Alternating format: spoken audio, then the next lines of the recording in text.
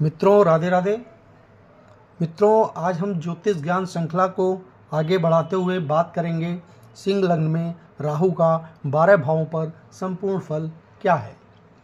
जैसे कि हम सभी जानते हैं कि राहु एक अपने आप में ग्रह ना होकर एक छाया ग्रह है, जिसको शनि की छाया को राहु और मंगल की छाया को केतु के नाम से जाना जाता है। अतः उसमें राहु में शनि के गुण और केतु में मंगल के गुण विद्यमान होते हैं।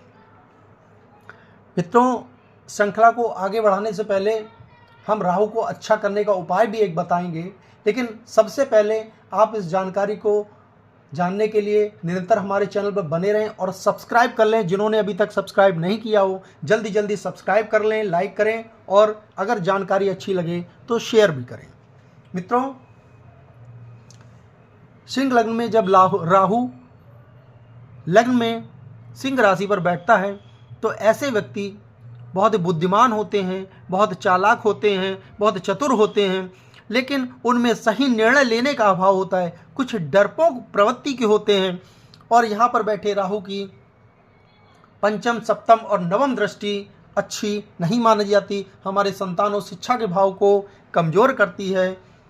हमारे वैवाहिक जीवन में कुछ परेशानियां उत्पन्न करती है और हमारे भाग्य को कमज़ोर करती है। मित्रों, राहु बहुत अच्छा फल नहीं देता, लेकिन जहां भी थोड़ा बहुत अच्छा फल देता है और बुरे प्रभावों को कम करने के लिए एक छोटे मोटे उपाय आपको बताएंगे। वो उपाय छोटे हैं लेकिन काम बहुत करते हैं, इसमें जरा भी संशय नहीं है। अगर आप श्रद्धा से उन उपायों को करेंगे तो आपके जीवन में राहु अच्छे परिणाम देने पर मजबूर हो जाएगा। मित्रों, द्वितीय भाव में जब राहु बैठता है तो यहाँ पर बैठा हुआ राहु परिवार कुटुंब का बहुत ही अच्छा लाभ प्राप्त कराता है। ऐसे व्यक्ति का परिवार अच्छा होता है, बड़ा परिवार होता है, किंतु परिवार से कुछ छोटे मोटे मतभेद स्थिति हमेशा उत्पन्न रहती है। वाणी के द्वारा ऐसे लोग प्रभावशाली वाणी के मालिक होते हैं और प्रभावशाली वाणी से अपने जीवन में धन, वैभव, यश कमाने वाले होते हैं। यहाँ पर बैठे राहु की पंचम दृष्टि हमारे रोग, ऋण, शत्रु भाव पर पड़ती है। अतः हमारी जो दृष्टि है वो रोग, ऋण, शत्रुओं को कम करने वाली होती है और सप्तम दृष्टि से हमारे आयुष को बढ़ाने वाली होती है और हमारे व्यापार के द्वारा हमारी धन वृद्धि कराने वाली होती है। मित्रों, तृतीय पर भी जब राहु बैठता है तो यहाँ पर भी राहु अच्छे परिणाम देता है। ऐसे व्यक्ति बहुत मेहनती होते हैं, बहुत पराक्रमी होते हैं, साहसिक होते हैं। ऐसे व्यक्तियों को अच्छे नेता बनने के योग होते हैं। कला के क्षेत्र में भी वो अग्रगणी होते हैं और धनवान, धन, वैभव, संपत्ति प्राप्त करने वाले होते हैं। पंचम दृष्टि हमारे विवाह स्थान पर होती है। पंचम दृष्टि से हमारे विवाह के जीवन में सुखों में वृद्धि करने वाले होते हैं। सप्तम दृष्टि से हमारे भाग्य के द्वारा हमको जीवन में आगे ले जाने वाले होते हैं और धन, आय, लाभ कराने वाले नवम दृष्टि से होते हैं। हमारे बड़े भाइयों मित्रों का सहयोग प्राप्त कराने वाले होते हैं। मित्रों, चतुर्थ भाव पर जब वृश्चिक का होकर राहु बैठता है तो बहुत नीच का हो जाता है। ऐसे लोगों को की माता का सुख कम मिलता है, या तो उनकी माता का स्वास्थ्य अच्छा नहीं रहता। मकान, भूमि, भवन लेने में या उससे संबंधित विवादों में से भी उनको सामना करना पड़ता है। जीवन में उनको भूमि, भवन, वाहन के द्वारा कष्टों का सामना करना पड़ता है। और पंचम दृष्टि से हमारे भाग्य भाव पर पड़ती है। पंचम दृष्टि उसकी हमारे आयुष भाव पर पड़ती है। पंचम दृष्टि से हमारे आयुष को कमजोर करता है, हमें रोगों को बढ़ोतरी करने वाला होता है। सप्तम दृष्टि हमारे कर्मेश पर पड़ती है। कर्म अगर हमारा भाव का स्वामी अच्छा होता है तो हमें लाभ कराता है, और अगर भाव का स्वामी अच्छा नहीं है तो हमको हानि कराने वाला होता है। मित्रों, यही राहु जब हमारे पंचम भाव पर बैठता है तो यहाँ पर बैठा धनु का राहु बहुत नीच का हो जाता है। शिक्षा में रुकावटें होती हैं। ऐसे व्यक्तियों का पाचन तंत्र कमजोर होता है, पेट से संबंधित बीमारियाँ होती हैं, संतानों की भी समस्या होती हैं। और यहाँ पर बैठे राहु की पंचम दृष्टि हमारे भाग्य को कमज़ोर करने वाली होती है और हमारी सप्तम दृष्टि से हमारे आय का, हमारे आजीविका के साधनों में कमी करती है। और नवम दृष्टि हमारे लग्न को कमज़ोर करती है, हमारी बुद्धि को भ्रमित करती है। मित्रों, राहु जब षष्ठम भाव पर बैठता है तो यहाँ पर बैठा हुआ राहु बहुत ही अच्छे परिणाम देता है। यहाँ पर बैठे राहु शत्रुहंता होता है, मतलब उसके जीवन में जो उसके शत्रु हैं वो उसके आगे नहीं ठहर पाते। शत्रु रोग ऋणों का नाश होता है, रोग ऋणों से दूर रहता है। षष्टम में बैठा हुआ राहु, किंतु इसकी दृष्टि हमें कुछ धन, हमारे कार्य क्षेत्र, हमारे कर्मेश को नुकसान पहुंचाने वाली होती है, हमें व्यय कराने वाली होती है, और नवम दृष्टि से हमारा धन का नाश होता है, संचय नहीं रह पाता, हम परेशानियों में पड़ते हैं। मित्रों, सप्तम भाव पर जब राहु आकर बैठता है तो हमारे विवाह पर भाव पर बैठा हुआ राहु विवाह में देरी कराता है। शनि की राशि पर राहु बैठता है, विवाह में देरी होती है और विवाह होने के बाद पत्नी से मतभेद उत्पन्न होते हैं, और ऐसे व्यक्ति के जीवन में 2 विवाह के योग भी बनते हैं। और यहाँ पर बैठे राहु की पंचम दृष्टि हमारे बड़े भाई और मित्रों से हमको नुकसान पहुंचाने वाली होती है, और सप्तम दृष्टि से हमारे लग्न को कमज़ोर करती है, और छोटे भाई बहनों से भी हमारे संबंध अच्छे नहीं रहने देती। अष्टम पर जब राहु आकर बैठता है तो यहाँ पर बैठा हुआ राहु हमको स्वास्थ्य के रूप में काफ़ी परेशानियां देता है। ऐसे व्यक्ति को कुछ गुप्त बीमारियों की भी आशंका रहती है और उनको मानसिक कष्टों का भी सामना करना पड़ता है। यहाँ पर बैठे राहु की पंचम दृष्टि हमारा व्यय कराने वाली होती है, और सप्तम दृष्टि से हमारे धन का भी नुकसान कराने वाली होती है। नवम दृष्टि से हमारे भूमि भवन वाहन के द्वारा भी कष्ट मिलता है, वाहन के द्वारा एक्सीडेंट के भी संभावना कराने वाली होती है।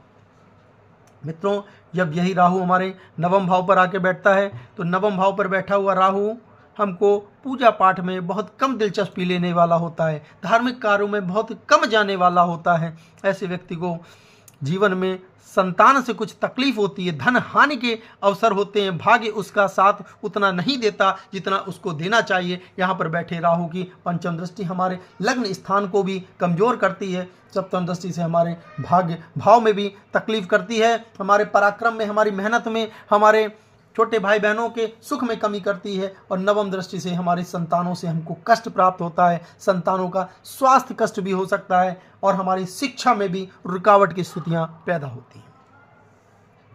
मित्रों, दशम भाव पर जब राहु यहाँ पर बैठता है, वृष राशि में राहु यहाँ पर उच्च का होकर बैठता है, ऐसे व्यक्ति को धन लाभ की योग मिलते हैं, अच्छा नेता बन सकता है ऐसा व्यक्ति, अच्छा व्यवसायी बनकर अच्छा धन लाखों करोड़ों रुपए अर्जित करने वाला व्यक्ति बन सकता है। और यहाँ पर बैठे राहु की दृष्टि भी शुभ प्राप्त होती है। यहाँ पर बैठे राहु की शुभ दृष्टि से हमारे पंचम दृष्टि से हमारे धन भाव को मजबूत करता है, और सप्तम दृष्टि हमारे चतुर्थेश को मजबूत करती है। भूमि भवन वाहन का सुख अपनी मेहनत के द्वारा यहाँ पर दशमेश पे बैठा हुआ राहु प्राप्त कराता है। नवम दृष्टि से रोग ऋणों में भी कमी लाता है।